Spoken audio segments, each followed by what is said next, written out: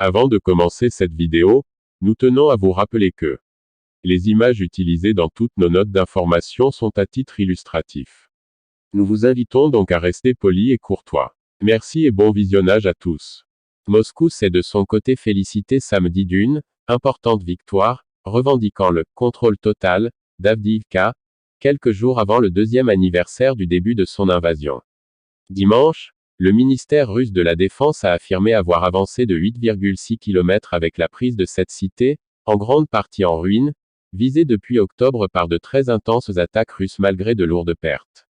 La chute de cette ville, qui ne comptait plus que quelques 900 habitants ces derniers jours contre environ 34 000 avant la guerre, a une valeur symbolique importante pour les deux camps.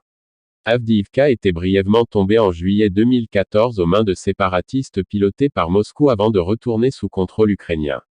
Elle se trouve seulement à une douzaine de kilomètres de Donetsk, capitale, séparatiste qui échappe depuis 10 ans au contrôle de Kiev. Les forces ukrainiennes ont reconnu que des soldats avaient été capturés lors du retrait, sans donner de détails.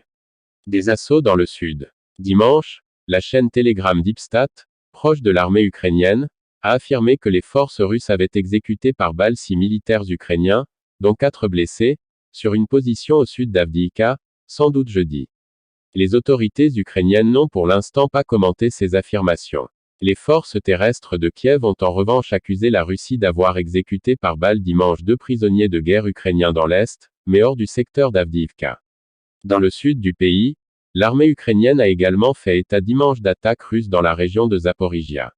Les forces de Kiev ont ainsi repoussé, selon le général Tarnavski, 13 tentatives d'assaut russes près des villages de Robotine et Verbové, un des rares endroits où les Ukrainiens avaient repris du terrain lors de leur contre-offensive de 2023 qui a largement échoué. Plus tard, le porte-parole de Dmytro Likovy a minimisé la gravité de ces attaques, assurant que Moscou n'avait pas assez de force pour une percée. Je voudrais calmer un peu la panique. Il s'agit de toute vraisemblance de tentatives locales de viser Robotine, a-t-il dit à la télévision, assurant que l'ennemi a reçu un coup de pied dans les dents et s'est replié.